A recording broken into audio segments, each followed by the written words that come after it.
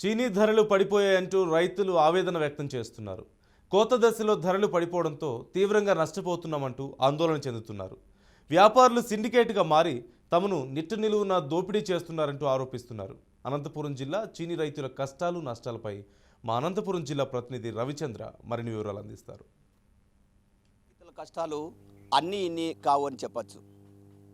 కరువు కాటకాలకు నిలయమైన అనంతపురం జిల్లాలో పండ్ల తోటల సాగు అన్నది విస్తారంగా సాగుతుంటుంది. అందులోనూ ఆయా కాలాల్లో పండే పండ్ల తోటలకు ఏదైతే పండ్ల తోటల హబ్బుగా చెప్తున్న అనంతపురం జిల్లా రైతాంగం ఈరోజు వివిధ రకాలుగా దోపిడీకి గురవుతోంది. తీవ్రమైన నష్టాలను చవిచూస్తోంది. ఈ చీనీ ధరలు ఇంతగా పడిపోవడానికి కారణాలేంటి, ఎందుకు ఇంత ఇబ్బంది వచ్చింది, ఏంటి అనే వివరాలను ఇప్పుడు రైతుని అడిగి మీకు వివరించే ప్రయత్నం చేద్దాం.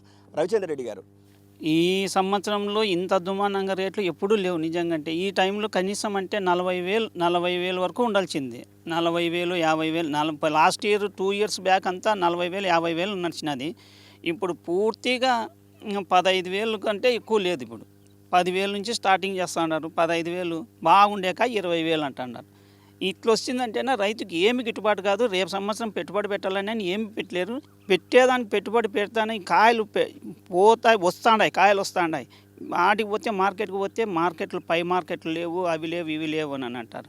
మళ్ళీ ఏమన్నంటే కాయలు లేవు, ఇంకా లేవంటే మహారాష్ట్ర నుంచి వస్తుంది, గుజరాత్ నుంచి వస్తుంది, ఆ సరుకు వస్తుంది, కమలా ఉంది, ఇది ఉంది అని ఏదో ఒక ఫ్రూట్లు వస్తున్నాయి, అందుకు గిరాకీలు లేవు అని చెప్తారు వాళ్ళు.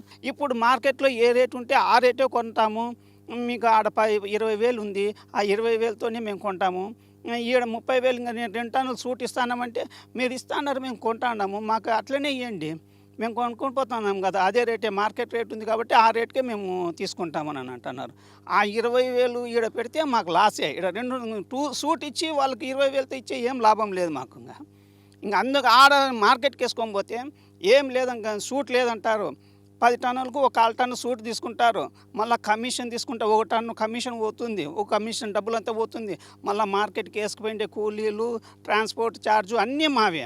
ఆటికి వేసుకుపోతే ఈడ 2 సూట్లు ఇచ్చినంత ఆడ 2 సూట్లు పోతుంది. ఇంక ఏంది మిగులుతుంది? మాకేం మిగలదు. ఇంకా ఈడ రైతుకు దగ్గరకు వచ్చి వ్యాపారస్తుడు కొంటా అంటే అంతో ఇంతో లాభం వస్తుండే ఈడకొచ్చి.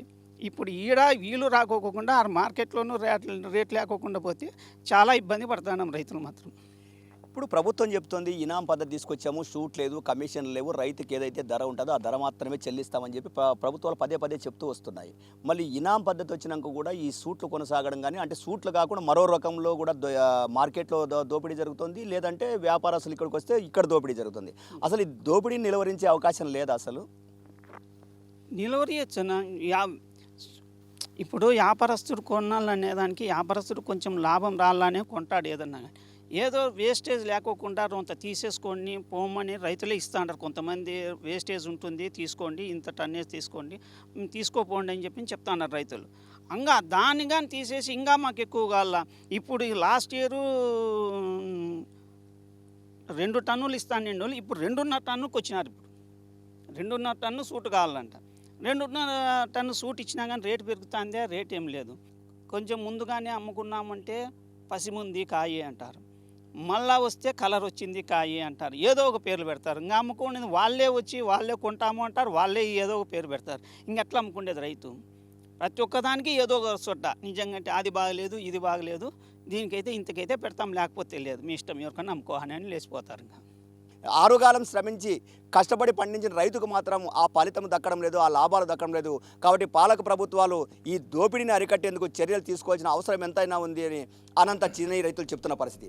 కెమెరా పర్సన్ కమల్తో రవిచంద్ర, BRK న్యూస్, అనంతపురం చీనీ తోటల నుంచి.